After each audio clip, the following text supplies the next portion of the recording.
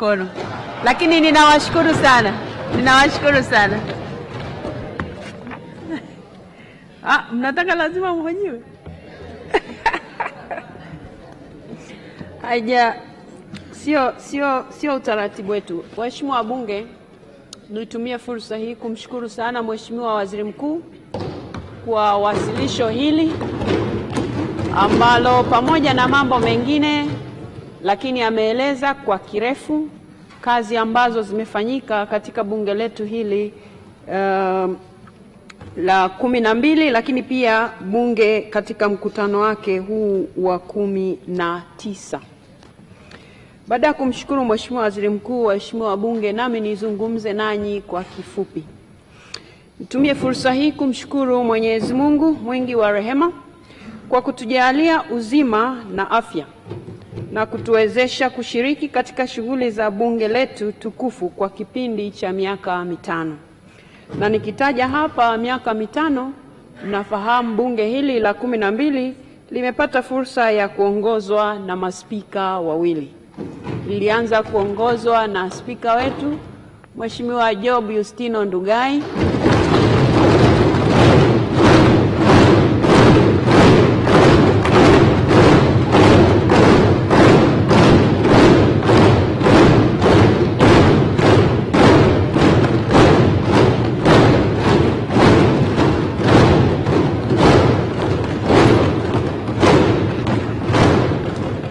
asanteni sana.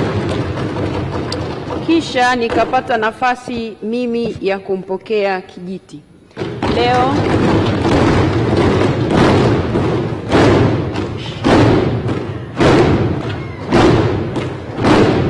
asanteni sana. Asanteni sana. Na leo ilikuwa apate fursa ya kuzungumza nanyi, lakini amesema kwa kuwa wewe utazungumza, basi utazungumza utakayosema ya bunge zima hili la 12. Mheshimiwa Ndugai, tunakushukuru sana kwa utumishi wako kwa bunge hili, kwa sehemu ambayo uliweza kuhudumu kwenye nafasi ya spika. Nawe tunakutakia kila laheri katika yaliyo mbele yako. Asante sana. Waheshimiwa wabunge, katika safari hii wapo wenzetu ambao hawapo nasi tena, wametangulia mbele za haki. Tunamuomba Mwenyezi Mungu awajalie pumziko la amani na sisi sote tuendelee kuilinda nchi yetu. Waheshimiwa wabunge, mnamo tarehe 15 mwezi wa 6 2020 nilipata heshima ya kusimama mbele yenu kama naibu spika nikiwasilisha salamu zangu baada ya kuhitimishwa kwa mjadala wa bajeti kuu ya serikali wa mwaka 2020-2021. Leo hii nimejaliwa fursa nyingine adhimu kabisa kuzungumza nanyi nikiwa spika wa Bunge la Jamhuri ya Muungano wa Tanzania. Naendelea kutoa shukurani za dhati kabisa kwa heshima kubwa mlionipa ya kuwatumikia kama spika kwa takriban miaka 4. Waheshimiwa wabunge, tunaelekea mwisho wa kipindi cha uhai wa bunge la 12.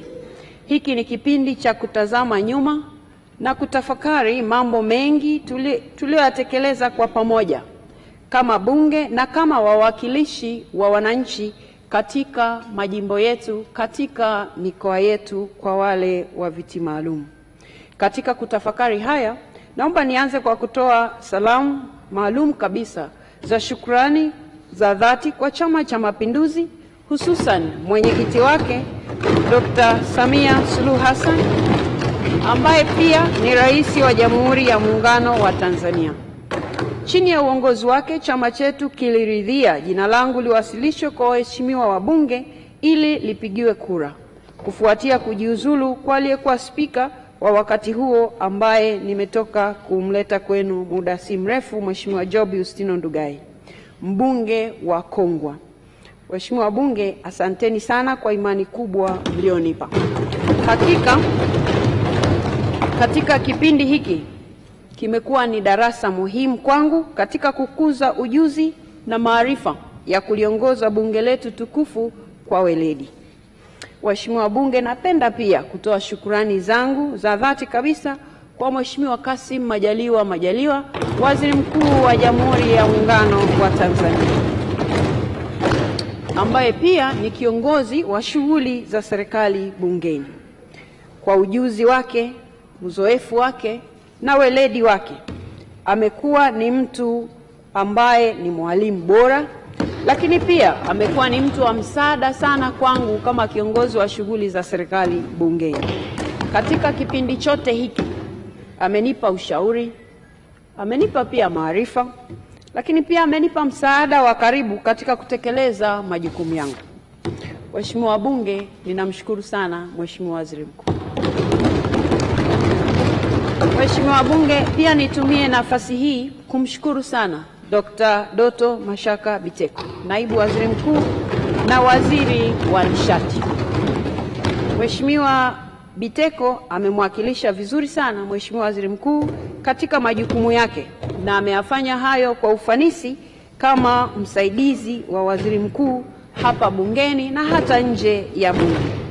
Na kwa upande wetu sisi kama bunge ametusaidia sana katika utekelezaji wa majukumu yetu na yangu mimi pia kama spika kwa nafasi yake kama mbunge na pia kama sehemu ya viongozi.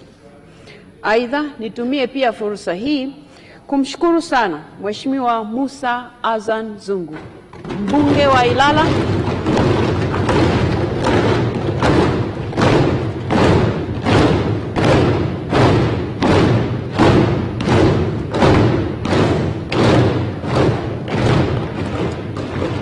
huyu ni mbunge wa Ilala lakini pia naibu spika. Amepewa sifa nyingi nanyi wabunge, lakini amepewa sifa nyingi na viongozi upande wa serikali na hata leo amepewa sifa nyingi na Mheshimiwa Waziri Mkuu. Sifa zote mimi kama mtu ambaye ni kiongozi wake zinamstahili. Ni mtu mwenye weledi, ni mtu mwenye ushirikiano mzuri, lakini pia ni mtu anayejishusha. Amefanya kazi nzuri. Mheshimiwa Zungu, ninakushukuru sana. Waheshimiwa wabunge, pia hapa wamepata nafasi ya kuzungumza nanyi wenye viti watatu wa bunge. Nao nitumie fursa hii kuwashukuru sana kwa kazi nzuri ambayo wameifanya ya kunisaidia hapa mbele. Wakati mwingine ratiba zinakuwa ngumu sana kupanga na mtu anapigiwa simu muda huo ambao inabidi aingie hapa mbele, lakini wote wameonyesha utayari. Ninawashukuru sana kwa ushirikiano. Waheshimiwa wabunge, upo usemi wa lugha yetu adhimu ya Kiswahili usemao kidole kimoja hakivunji chawa. Inaweza kudhaniwa kwamba baada ya kupata fursa ya kuwa naibu spika kwa takriban miaka 6, ningekuwa nimekamilika kwa ujuzi wa kuliongoza bunge letu tukufu. Haikuwa hivyo. Nimeendelea kujifunza na kunufaika sana na weledi, uzoefu na maarifa kutoka kwenu ninyi wabunge wenzangu.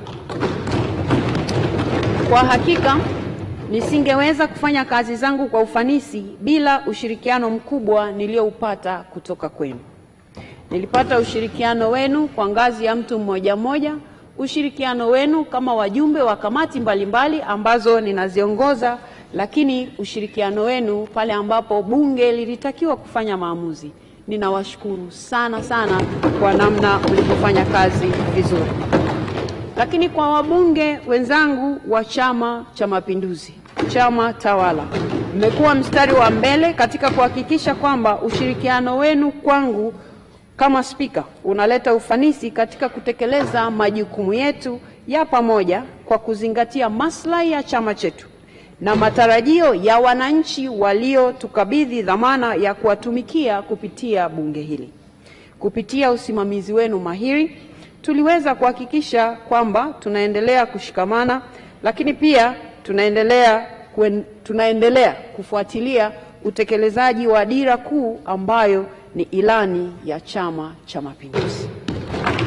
Lakini pia napenda kutumia fursa hii kuwashukuru sana waheshimiwa wabunge ambao mnatoka vyama vingine vya siasa vyenye uwakilishi hapa bunge.